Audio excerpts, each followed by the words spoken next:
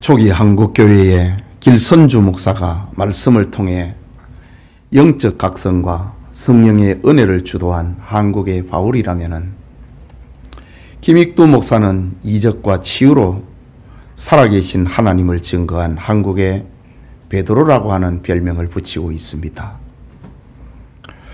김익두 목사님은 1874년 황해도 안악에서 출생합니다.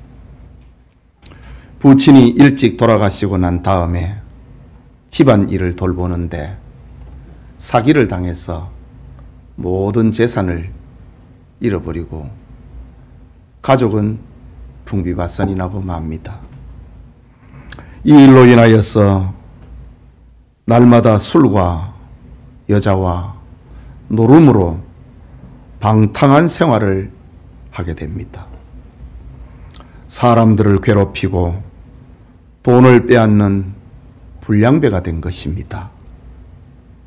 그가 얼마나 악했던지 평양 사람들은 오늘 호랑이 익두인지 억두인지 만나지 않게 해주옵소서 성황당에서 빌면서 시장통 길을 가는 것이 일수였습니다. 만나는 사람마다 돈을 강제로 빼앗으니 그의 별명은 김내랍니다. 돈 내놔라 이거지. 김익두 목사의 별명이었습니다. 그러나 회심하고 난 다음에는 과거를 뉘우치고 사람을 때린 장소마다 찾아가서 방성대곡을 했다고 합니다. 우리는 성경에서 김익두 목사와 같은 경우를 자주 만납니다. 그 대표적인 인물들이 야곱의 12 아들들입니다. 하나님은 이들에게 은혜를 베푸셔서 이스라엘 12지파의 뿌리가 되게 하십니다. 오늘날 복잡한 가정에서 태어났고 허물 많은 사람이라 할지라도 야곱의 아들들처럼 하나님의 은혜를 입으면은 새 사람이 되고 축복의 사람이 되고 하나님 나라의 기둥이 될 수 있습니다.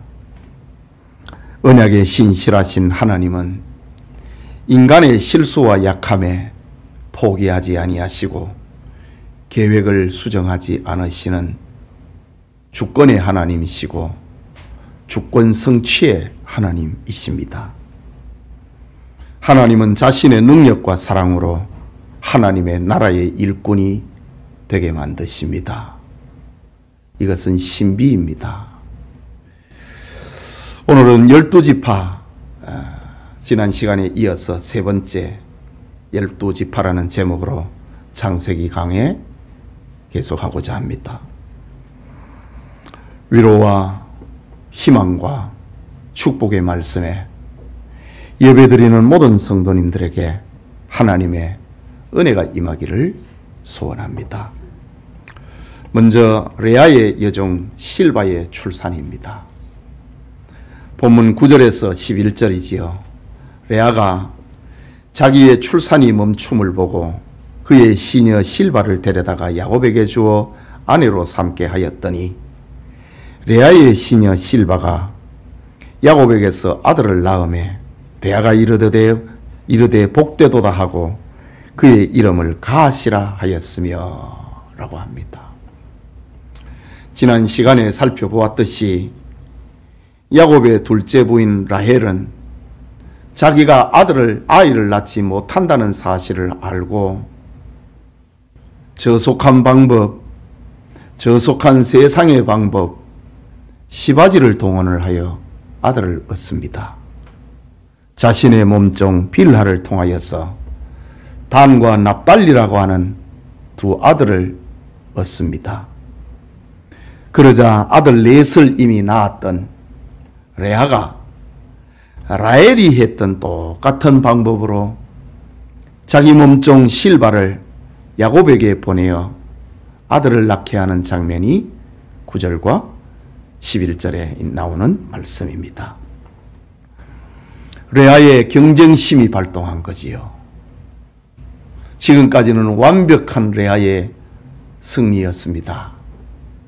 신앙이 성숙했습니다. 내가 하나님께 감사하리로다 하나님을 찬송하리로다. 네 번째 아들 유다를 낳고는 이렇게 성숙한 자기 신앙을 표현합니다. 그런데 라헬이 자기의 몸종을 통하여서 아들을 둘을 낳으니까 또다시 경쟁심이 발동합니다.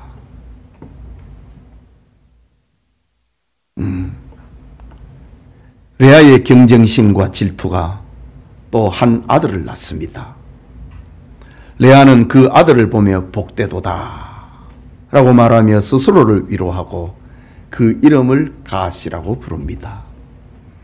하나님이 세운 일부 일체조의 결혼법이 무너지자 야곱의 가정은 갈등과 시기가 그치지 않습니다. 훗날 야곱이 바로왕 앞에서 자기 살아온 인생을 짤막하게 고백합니다.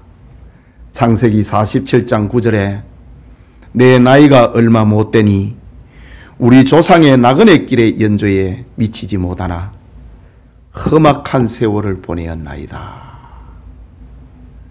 이 보면은 야곱은 즐거운 날이 없었어요. 편안한 날이 없었어요. 아버지 집에 있을 때는 형하고 싸우고, 외갓집에 가가지고는 내 부인을 만나갖고 싸우고, 그의 후반기에는 자식들이 싸우고, 그러니까 야곱은 내 나이가 얼마 못 되니 우리 조상의 나그네 기로의 연조에 미치지 못하나 험악한 세월을 보내었나이다. 자기 인생을 이렇게 고백을 합니다. 이런 고백의 원인 가운데 가정 불화가 한 몫을 하고 있었습니다. 하지만 이런 인간의 실패에도 불구하고 하나님은 그것을 선으로 승화시켜 구원 계획을 이루어 가십니다. 자유의지를 가지고 있는 인간이 질투와 실수와 범죄와 경쟁으로 아이를 낳았다 할지라도 하나님은 그 아들을 용납하시고 12지파의 뿌리로 만들어 사용을 하십니다. 이것을 가리켜서 야곱을 향한 하나님의 임마누엘입니다. 야곱이 임종하면서 레아의 질투와 경쟁심에서 낳은 아들 갓을 향하여서 이런 기도를 합니다. 창세기 49장 19절에 갓은 군대의 추격을 받으나 도리어 그 뒤를 추격하리로다 라고 갓을 축복합니다. 말하자면 갓의 후손은 전쟁에 능한 사람이 될 것이라는 말입니다. 군대의 공격을 받는다 할지라도 도리어 그 뒤를 추격하는 승리자가 될 것이라고 하는 축복을 야곱은 임종하면서 이 경쟁 관계에서 낳은 아들에게 이 축복을 합니다. 몸종을 통해서 태어난 아들이지만은 하나님은 자신의 나라에 용명스럽고 전쟁에 능한 지파로 만들어 세우십니다.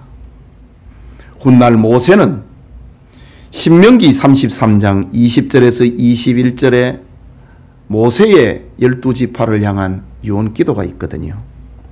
갓 지파를 이렇게 축복합니다. 갓에 대하여는 일러스되 갓을 광대하게 하시는 이에게 찬송을 부를지어다.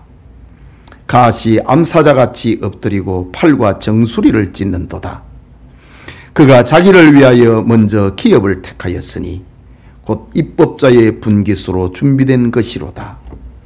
그가 백성의 수령들과 함께 와서 여호와의 공의와 이스라엘과 세우신 법도를 행하는 도다. 모세의 갓 지파를 향한 축복입니다. 움츠리고 숨어 있다가 지나가는 짐승을 찢는 암사자와 같이 용맹하리라 라고 합니다. 그뿐만 아니라 여호와의 공의와 법도를 행하는 지파가 될 것이다 참 출생은 얼마나 비참합니까? 종의 아들로 태어났습니다. 주인의 경쟁으로 인하여서 자기 엄마는 종이었는데 이렇게 태어납니다. 그런데 하나님께서는 이런 갓을 사용을 하신다 이거지요. 여러분, 대제사장의 가슴에 붙은 흉패에는 12지파를 상징을 하는 12보석이 있는데 갓지파를 상징하는 것은 가장 단단한 보석 홍마노, 바로 다이아몬드입니다. 하나님은 레아의 질투심으로 태어난 아들을 이렇게 다이아몬드처럼 사용을 하셨다라는 겁니다. 하나님께서 야곱의 아들들에게 그랬던 것처럼 우리를 향해서도 놀라운 계획을 가지고 있습니다.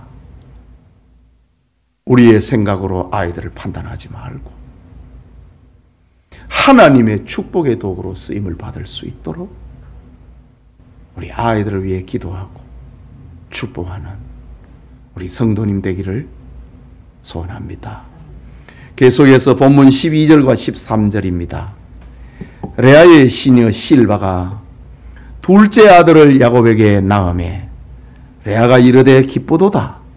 모든 딸들이 나를 기쁜 자라 하리로다 하고 그의 이름을 아셀이라 하였더라.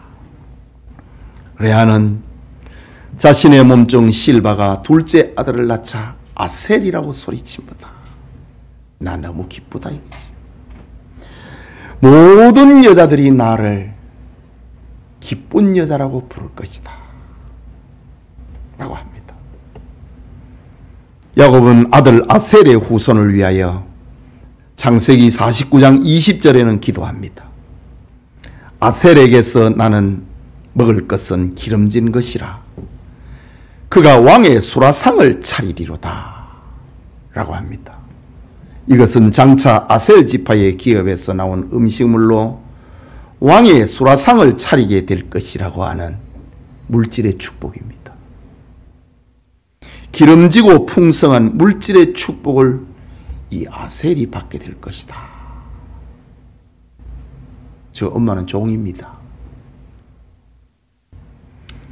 그런데 하나님은 이 아셀에게 왕의 기름진 그 수라상을 차리게 만드는 아셀의 기업으로 받을 땅에서 나오는 그 소산물로 가지고 왕의 식탁을 준비를 하는 그런 물질의 복을 받게 될 것이다 라고 합니다.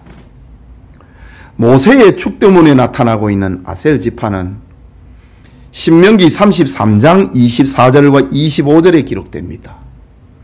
아셀에 대하여는 일렀으되 아셀은 아들들 중에 더 복을 받으며 그의 형제에게 기쁨이 되며 그의 발이 기름에 잠길지로다. 네 문빗장은 철과 노시 될 것이니 네가 사는 날을 따라서 능력이 있으리로다. 정말 아셀 지파가 받은 축복은 엄청납니다. 네가 사는 날 동안에는 능력이 너와 함께 있을 것이다. 축복합니다. 아셀 지파는 그 엄마는 종이었지만은 형제들의 기쁨이 되고 그들이 밟는 땅은 기름진 옥토이고 그들의 문은 누구도 건드릴 수 없는 철과 노수로 된 문을 가지게 될 것이고 사는 날 동안에 하나님의 능력을 체험을 하는 지파가 될 것이라고 하는 복을 받습니다.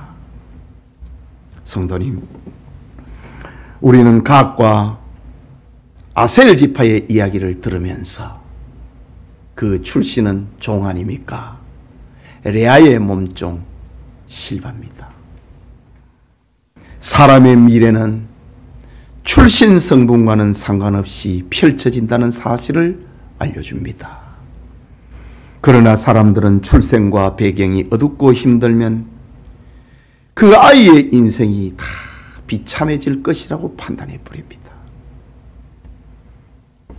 그래서 지난주 저 완도 앞바다에서 아버지 어머니의 인생 실패가 자식의 실패가 될 것으로 생각을 하고 아이에게 수면제를 먹이고 차를 바다로 몰아 바다에서 온 가족이 죽고 말았습니다.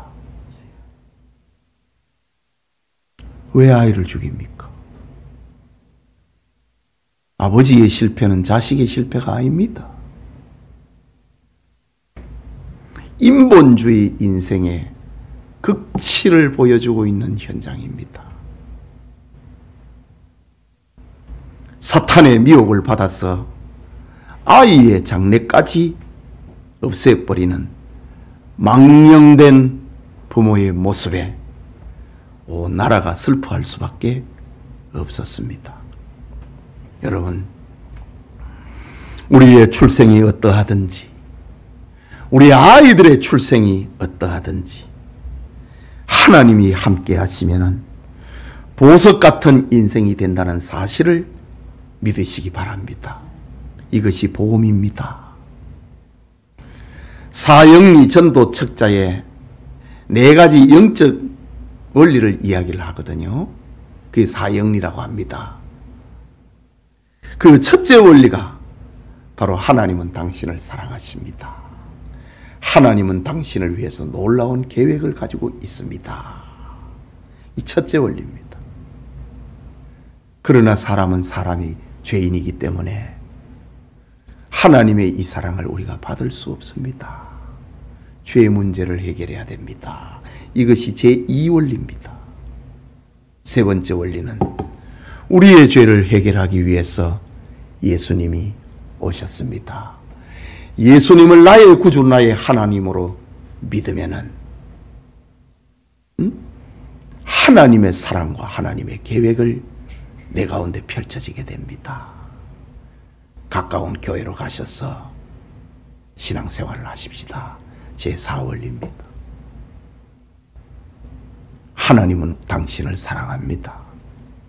하나님은 당신을 위해 놀라운 계획을 가지고 있습니다. 지금 야곱의 12아들을 통하여서 이것을 지금 말해주고 있습니다. 그렇습니다.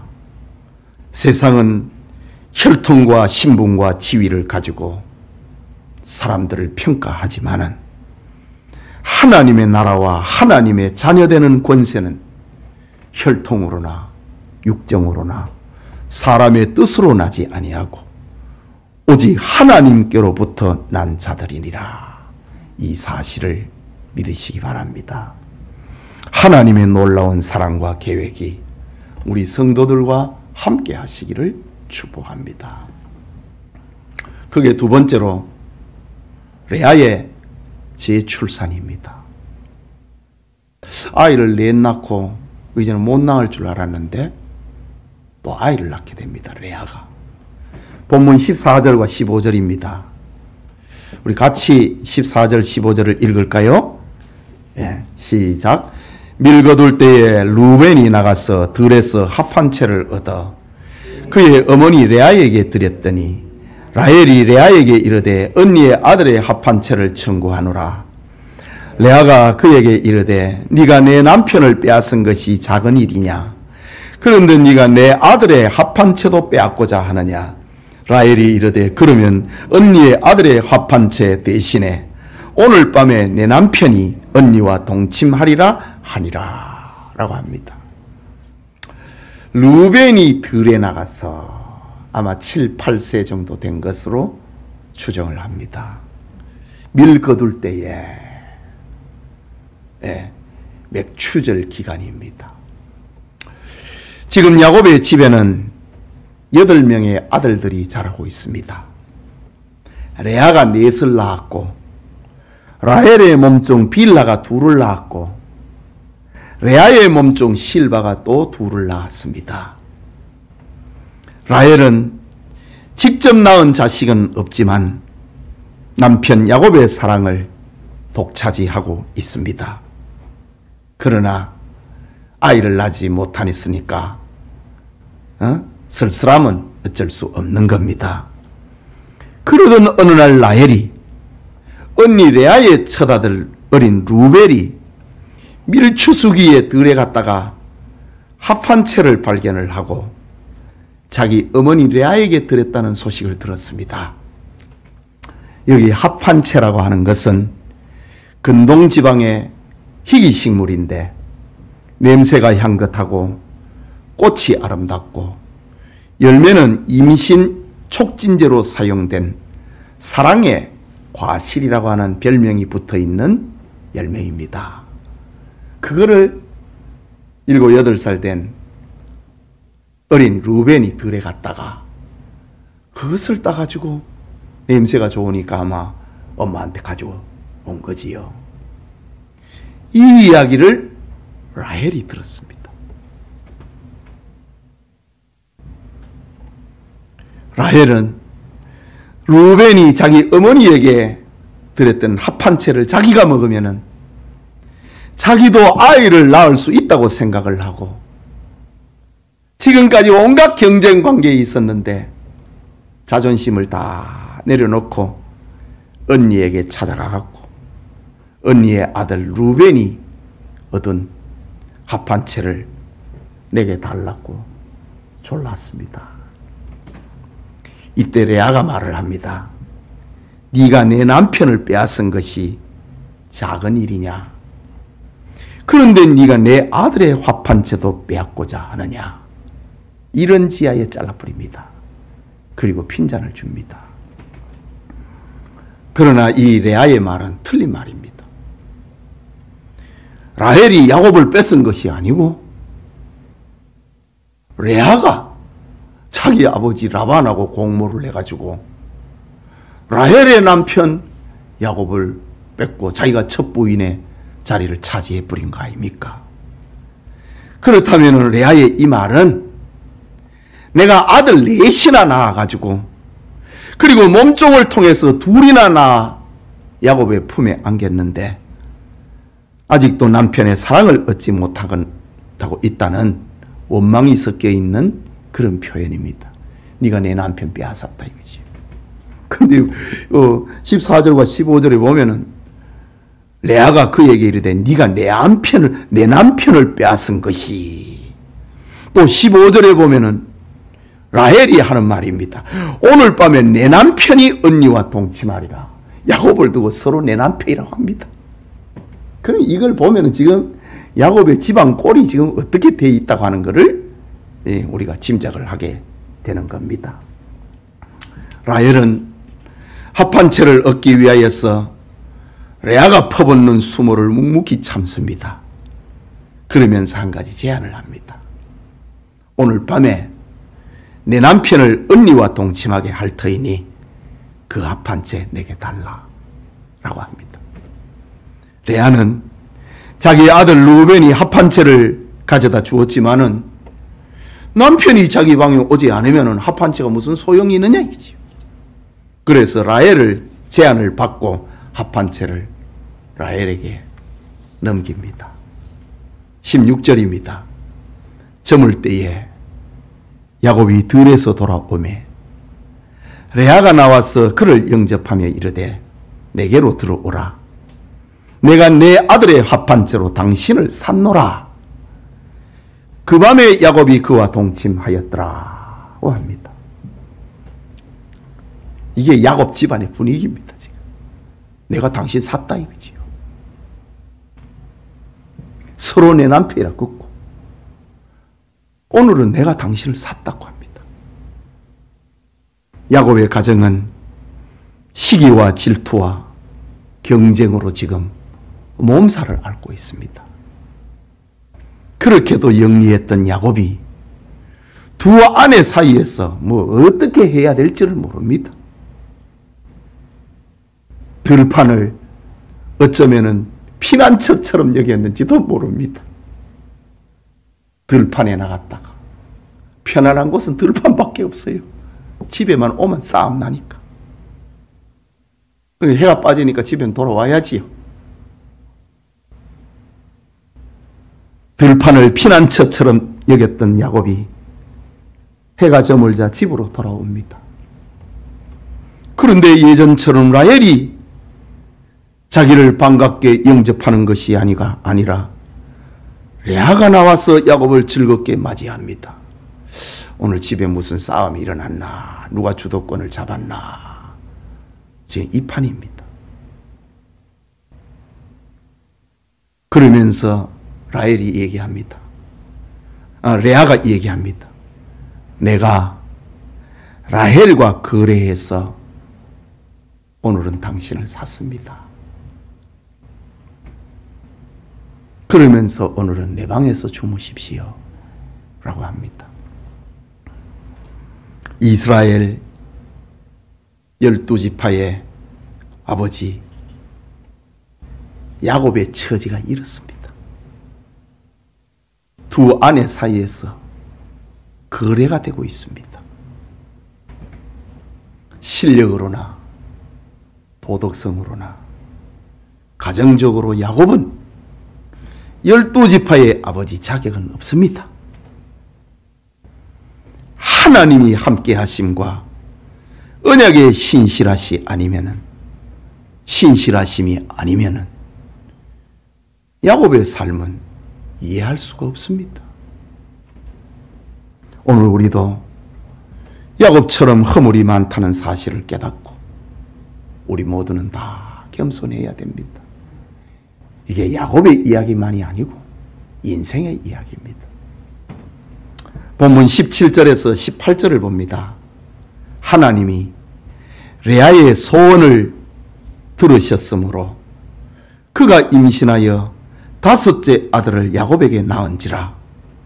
레아가 이르되 내가 내 시녀를 내 남편에게 주었으므로 하나님이 내게 그 값을 주셨다 하고 그 이름을 이사갈이라 하였으며, 자기 시녀를 남편에게 줘갖고 아들 둘을 낳았는데, 그렇지만 레아는 마음이 불편했다 이거지요. 그렇지만은 내 남편을 위하여서, 야곱을 위하여서 내가 자식 둘을 낳게 했으니까 하나님께서 나에게 값을 보상을 해주셨다. 그리고 또 합판체를 팔고 그 값을 내게 주셨다. 두 가지 의미를 가지고 있는 이름이 이사갈입니다. 값을 지불했다. 이사갈의 출생은 두 여인의 합판체로 야곱과 거래한 결과로 얻은 아들입니다. 성경은 이처럼 세상 종교의 경전과는 달라서 인간의 연약성과 제약성을 포장하지 않습니다. 성경은 진실합니다. 사실 그대로 알려줍니다. 그러나 세상 종교는 부정적인 거, 모자란 건 다 지워버립니다. 좋은 것만 거기다가 포장을 해갖고 이야기를 합니다. 그러나 성경은 포장하지 않습니다. 사실 그대로, 진실 그대로 알려주고 있습니다. 인간은 이렇게 죄인이라고 하는 것, 밖에서도 안에서도 사회에서도 가정에서도 이렇게 죄인이라는 사실을 적나라하게 공개합니다. 지금 이스라엘의 12지파의 뿌리의 이야기입니다. 여러분, 뿌리라고 하는 건 조상 아닙니까? 다들 조상을 귀하게 여기고 영웅시합니다. 그런데 야곱의 집안의 이 12지파의 그 뿌리는 인간적으로는 사랑할 게 없습니다. 지금 이건 뭘 얘기를 하냐 하면은 하나님의 은혜 아니면은 이스라엘은 자랑할 게 없다는 겁니다. 이런 이스라엘의 12아들을, 야곱의 12아들을 12기둥이 되게 해주셨다. 누가? 하나님이. 하나님께서 이스라엘을 기둥이 되게 해주시고 민족이 되게 해주셨다라는 사실입니다.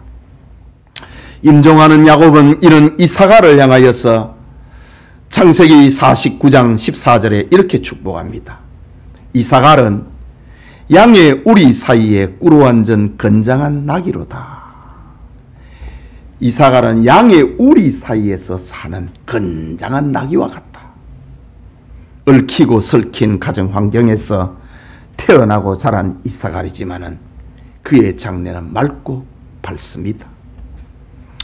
어떤 사람을 보면은 부모는 형편없는데 부모의 영향을 받지 않고 착하고 곱고 아름답게 자라나는 아이들이 있습니다. 오늘 성경의 이사갈이 그렇습니다. 아주 맑고 밝은 아이로 자랍니다. 그는 땅을 귀하게 여기고 어깨에 짐을 메며 사람들에게 봉사하는 지파가 됩니다. 훗날 모세는 신명기 33장 18절에 이 스볼론과 이사갈을 비교를 하면서 축복을 하는데, 스볼론에 대하여는 일러스되 스볼론이여 너는 밖으로 나감을 기뻐하라. 이사갈이여 너는 장막에 있음을 즐거워하라. 그러니까 이사갈은 가정중심입니다. 스볼론 지파는 밖으로 나가는 것을 좋아하고 이사갈 지파는 가정을 소중히 여기는 그런 지파로 성장을 합니다. 여러분, 아이를 키워보면은 어떤 아이들은 밖에 나가는 걸 좋아하고 어떤 아이들은 집에 가만히 있는 걸 좋아하는 그런 아이들이 있습니다. 야곱의 12아들들도 그랬습니다. 르우벤은 아버지의 침상을 더럽히는 아들이었지만은 유다는 메시아가 태어나는 지파가 됩니다. 스볼론은 밖으로 나가는 것을 좋아하는 지파가 되지만은 무역업이죠. 주로 밖으로 나간다고 하면은. 이사갈은 집안에 머물면서 섬기는 은사를 가진 지파가 됩니다. 대제사장의 가슴에 붙은 이사갈의 보석은 황옥이라고 합니다. 토파즈라고 부릅니다. 아름다움, 지혜, 장수라고 하는 뜻을 가지고 있는 보석의 이름입니다.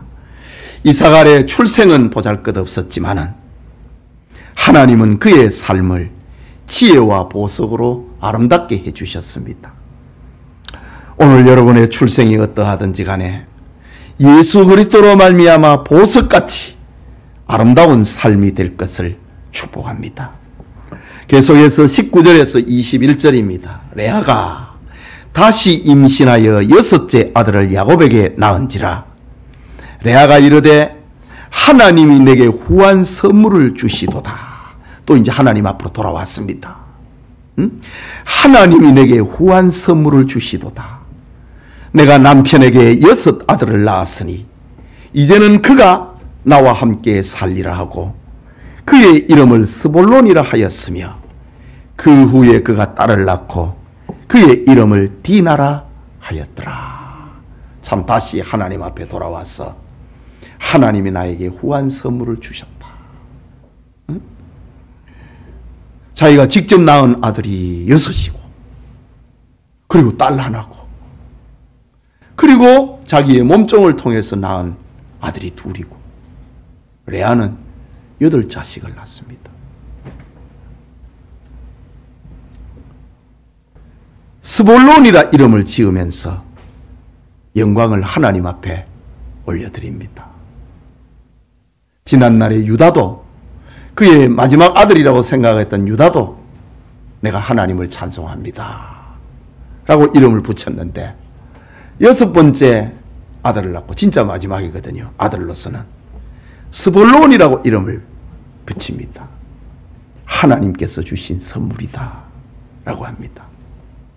야곱의 기도문 창세기 49장 13절에 스볼론은 해변에 거주하리니 그는 뱀에는 해변이라 그의 경계가 시돈까지리로다 라고 합니다. 아까 이사갈과 연결을 해서 스볼론을 축복을 했는데 그야말로 스볼론은 밖으로 활동하는 지파입니다. 배를 타고 무역을 하는 지파입니다. 스볼론이 차지한 땅은 시돈까지 미치는 주로 바닷가에 비옥한 토지를 기업으로 받습니다. 모세는 이 스볼론 땅에 대해서 예언을 하기를 그들이 스볼산에 이르게 하고 거기서 의로운 제사를 드릴 것이며 바다의 풍부한 것 모래에 감추인 배를 흡수하리로다 라고 축복합니다. 무역에 능하고 배를 타고 바다를 점령을 하고 이런 스불론 지파가 될 것이라 축복합니다. 스불론 지파는 밖에 나가서 사람들을 많이 불러와서 의로운 제사를 하나님 앞에 드리는 지파, 바다의 풍부한 것과 모래에서 보석을 발견하는 그런 지파가 될 것이라고 합니다. 그리고 레아는 딸 하나 디나를 낳았다고 합니다. 마지막으로 라헬의 출산입니다. 본문 22절과 24절에 하나님이 라헬을 생각하신지라 하나님이 그의 소원을 들으시고 그의 태를 여셨으므로 그가 임신하여 아들을 낳고 이르되 하나님이 내 부끄러움을 씻으셨다 하고 그 이름을 요셉이라 하니 여호와는 다시 다른 아들을 내게 더하시기를 원하노라 하였더라. 그 합한 채를 먹어서 태가 건강해졌는지 그건 알 수 없습니다. 그런데 오늘 성경에 하나님이 라헬을 생각을 했다라고 합니다. 여러분, 하나님이 라헬을 생각했다. 지금 시간이 꽤 많이 지났잖아요. 지금 11번째 아들을 쳐내니까 하나님이 라헬을 생각을 했다. 이 말은 하나님이 라헬을 잊어버리고 있다가 라헬도 있지 그렇게 생각한 거 아닙니다. 하나님은 라헬을 늘 생각하고 있었습니다. 하지만 라헬은 하나님께서 나를 잊었다고 그렇게 생각했지요. 자기의 기도는 들어주시지 않는다고 라헬은 그렇게 생각하면서 그래 살았습니다. 그러나 하나님은 라헬을 잊지 않았습니다. 하나님께서 그러면 왜 라헬을 지금 자식을 낳는 이런 경쟁이 벌어져 있는 그 가정에 마지막에 아이를 낳게 하시는가? 그것은 하나님의 뜻이 있는 겁니다. 하나님께서 우리의 기도를 하나님이 잊으시는 거 아닙니다. 우리가 원하는 때에 우리가 원하는 방법으로 이루어지기를 원하니까 하나님은 나를 잊으셨다. 내 기도를 듣지 않는다. 그렇게 말을 합니다. 그러나 하나님의 계획 속에는 라헬이 이미 들어 있었습니다. 하나님은 당신의 자녀가 몸부림치는 기도에 침묵하실 때에는 거기에는 하나님의 뜻이, 깊은 뜻이 담겨져 있는 것입니다. 그 이유 중에 하나가 기도 응답은 인간의 의지와 노력과 수단과 방법으로 이루어지는 게 아니고 하나님의 능력과 하나님의 선물이라는 사실을 알려주기 위함입니다. 결혼을 했는데 라헬이 처음부터 자식을 쑥쑥 잘 낳았다. 얼굴 예쁘지요. 남편 사랑 독차지하지요. 거기다가 자식까지 쑥쑥 낳으면은 라헬은 교만은 하늘을 찌를 겁니다. 그런데 하나님께서는 라헬을 후순위의 계획을 하시고 라헬의 종을, 레아의 종을, 그리고 레아를, 그 다음에 라헬의 태를 열어서 자식을 낳게 하신 겁니다.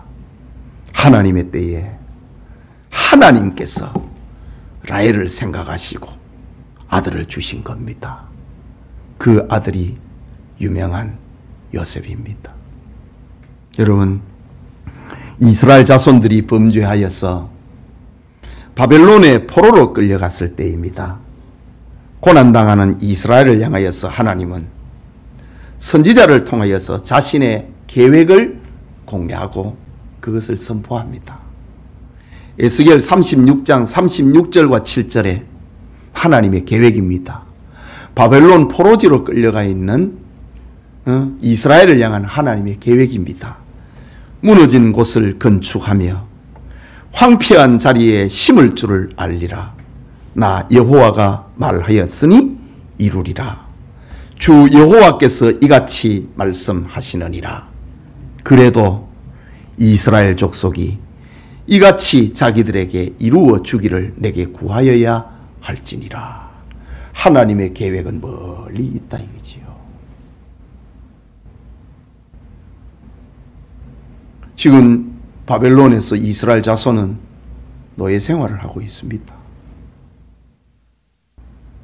그런데 에스겔 선지자를 통해서 하나님의 구원 계획, 회복 계획을 들려줍니다. 이스라엘을 향하여서 실망하지 마라. 하나님께서 너희들을 향해서 계획이 있다. 무너진 곳을 건축하며 황폐한 자리에, 지금 예루살렘 황폐한 것을 말합니다. 그곳에 너희를 다시 심으실 것이다. 나 여호와의 말이니 그대로 이루어질 것이다 라고 합니다. 이 계획을 알려주면서 아주 중요한 말을 들려줍니다. 그래도 이스라엘 족속이 이같이 자기들에게 이루어지기를 주기를 내게 구하여야 할지니라. 하나님의 계획이 있는데 이스라엘이 할 일은 기도하는 거다 이거지. 하나님의 계획을 붙들고 하나님이 우리를 사랑하고 우리를 위해서 놀라운 계획을 가지고 있다고 얘기를 했으니 우리는 그 하나님의 계획을 믿고 그것이 이루어지기를 구해야 할지니라. 이것이 바로 오늘날 신자의 기도 생활인 겁니다. 레아가 야곱에게 6 아들을 낳고 또 2 여종이 야곱에게서 2씩 아들을 낳고 야곱에게 이제 10 아들이 되었을 때 하나님께서는 라헬에게 11번째로 요셉이라고 하는 아들을 낳게 하십니다. 아까 말씀드린 것처럼 만약 처음부터 라헬이 아들을 낳았다면 얼굴도 예쁜데 남편 사랑도 독차지하고 있는데 얼마나 교만했겠습니까? 하나님은 교만한 라헬을 낮추시려고 그의 태를 닫았다가 이렇게 늦게서야 열어주시는 겁니다. 여기에 요셉이라고 하는 이름을 부르면서 2가지 뜻을 담고 있습니다. 하나는 하나님께서 내 부끄러움을 씻어주셨다. 자기 몸종을 통해서 자기가 아들을 낳았지만은 내 아들이라고 부르지만은 자기 배가 아파서 낳은 자식은 아니잖아요. 부끄럽잖아요. 그래서 라헬은 요셉을 낳았을 때에 하나님께서 내 부끄러움을 씻어줬다. 하나님께서 나에게 아들 하나를 주셨는 걸 보니까 하나 더 주실 줄로 믿는다. 그게 요셉이라는 이름입니다. 그야말로 라헬은 마지막에 12번째 아들 베냐민을 낳습니다. 그 다음에 나오는 이야기고요. 어쨌든 요셉은 12 아들들 중에서 가장 탁월하고 도덕적으로도 흠이 없고 예수님을 가장 닮은 아들이 출생합니다.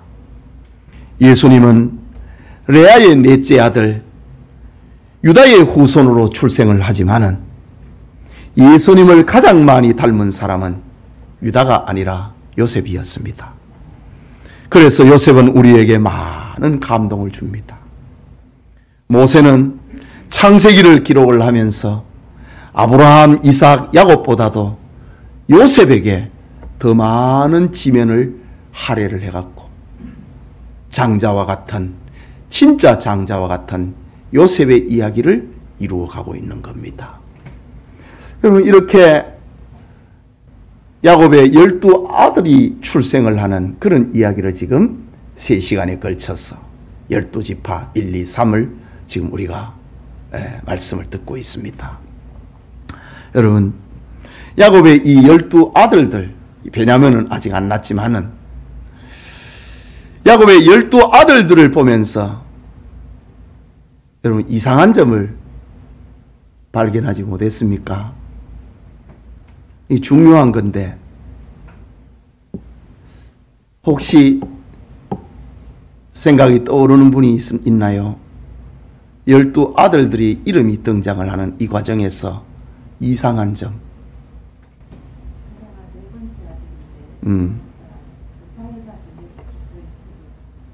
맞아. 그건 맞아.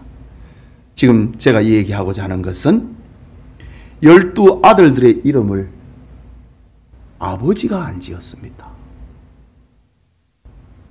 야곱이 안 지었습니다. 전부 레아와 라헬, 그 엄마가 이름을 다 짓습니다. 그치요? 루벤부터 시작해서 요셉까지. 마지막에 베냐민을 낳았을 때는 라헬이 베노니 하고 죽어버립니다. 마지막에 이름을 지어놓고 그 엄마가 죽어버립니다.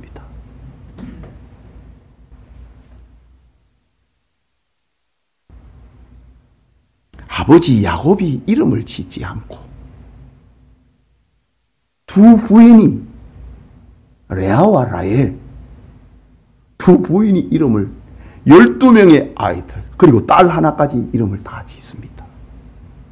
이것을 보면은 야곱은 두 부인 사이에서 가장의 주권이나 신앙적인 영향력은 발휘하지 못했다는 사실을 보여주고 있습니다. 아들을 낳았으면 아버지가 이름을 지어야지. 오늘날에도 그런데 고대 사회에는 아버지는 엄청난 권한을 가지고 있었습니다. 그런데도 12명의 자식을 낳으면서 전부 엄마가 이름을 다 짓습니다. 하나님은 이런 야곱을 도와줍니다. 집에서 기도 못 펴고 부인 등살에 들판을 피난처로 여기면서 살았던 야곱을 하나님이 도와줍니다. 그래서 하나님이 야곱이 아버지 집을 피해서 도망을 칠 때에 베델에서 야곱을 만나 주시잖아요. 내가 너와 함께 할 것이다. 너에게 입을 것과 먹을 것을 줄 것이고 너로 하여금 편안히 다시 네 아버지 집으로 돌아오게 될 것이다. 두려워하지 마라. 놀라지 말라. 참 하나님의 은혜가 아니면은 야곱은 정말 별 볼 일 없는 사람. 응? 기가 센 두 부인 사이에서 그리고 몸종 둘을 자기 부인으로 삼고 살아야 되는 참 별 볼 일 없는 사람입니다.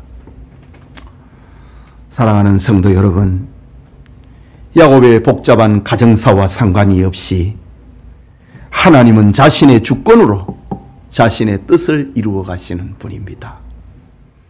하나님은 그들을 불러 세우시고 사용하셔서 12지파를 만드셨습니다. 하나님 자신이 자기의 이름을 위하여서 의의 길로 인도하신 겁니다. 예수님의 12제자 가운데 가룟 유다는 주님을 떠나 죽어버렸습니다. 그 사람은 차라리 나지 않았으면 좋을 뻔했다고 하는 주님의 외침의 소리를 들으면서 지옥 백성이 되어버렸습니다. 하지만 주님은 다른 모든 제자에게 성령을 부어주어서 주님의 몸된 교회의 일꾼으로 만듭니다. 그들을 예수님의 증인으로 삼아서 땅끝까지 복음을 전하는 영광된 사도의 반열에 올려놓습니다. 야곱의 12지파처럼 12아들들처럼 예수님의 제자들도 그렇습니다. 주님의 은혜가 아니면은 별 볼 일 없었습니다. 3년 동안 그렇게 죽자고 따라다녔는데 예수님이 십자가에 못 박히시니까 나 저 사람 모른다고, 저 저주를 받을 놈이라고 그렇게 했던 베드로, 잡힐까 싶어서 옷을 벗고 도망을 쳐버렸던 이름 없는 제자, 실망을 하고 저 고향에 가서 배를 몰고 고기를 잡는 제자들, 야곱의 12아들들과 비슷합니다. 우리들도 예외가 아니라는 사실입니다. 이런 우리를 주님께서 교회로 불러주셨다. 이것은 하나님의 영광을 나타내기 위함입니다. 우리로 하여금 자랑할 것이 없고 하나님을 자랑하도록 하기 위해서 야곱은 그 12아들의 그 비참한 가정사의 이야기를 공개할 수밖에 없었던 겁니다. 사도 바울은 고린도후서 5장 17절에 그런즉 누구든지 그리스도 안에 있으면 새로운 피조물이라. 이전 것은 지나갔으니 보라 새 것이 되었도다. 누구든지 그리스도 안에 있으면 새 피조물이 된다 라는 사실입니다. 요한복음 10장 10절에는 도둑이 오는 것은 도둑질하고 죽이고 멸망시키려는 것뿐이요 내가 온 것은 양으로 생명을 얻게 하고 더 풍성히 얻게 하려 함이라. 누구든지 예수님을 만나면은 생명을 얻고 풍성해진다. 요한복음 18장 9절에는 아버지께서 내게 주신 자 중에서 하나도 잃지 아니하여 사옵나이다 하신 말씀을 응하게 하려 함이라. 하나님이 택해놓은 사람은 버림받지 않는다. 하나도 잃어버리지 않는다. 이 말씀을 이루기 위해서 예수님께서 세상에 계실 때에 자기 사람을 사랑하시되 끝까지 사랑하시니라. 하나도 잃어버리지 않는다고 하는 하나님의 말씀을 이루기 위함이라고 합니다. 여러분, 세상에서 겪는 가슴 아픈 사연과 모욕감, 괴로움을 하나님께서 낱낱이 보고 계십니다. 이스라엘 자손들이 애굽에서 애굽 사람들의 노예가 되어서 신음하는 소리를 하나님이 보셨다. 그 기도 소리를 들으셨다. 오늘 기도하고 내일 응답한 거 아닙니다. 긴 시간입니다. 오직 하나님만을 쳐다보도록 그때를 기다리신 겁니다. 하나님은 불꽃 같은 눈으로 우리의 고통하며 고민하는 모습을 살피십니다. 실망하지 말고 하나님을 의지하시기 바랍니다. 내가 모르는 사이에도 나의 생활에 간섭하시는 전능하신 하나님을 믿으시기 바랍니다. 하나님은 여러분과 여러분의 자녀들을 축복하실 겁니다. 야곱과 그 아들들에게 그랬던 것처럼 임마누엘의 축복이 우리 모든 성도님들에게도 임하기를 축복합니다. 우리 같이 기도합시다. 말씀을 생각하고 하나님,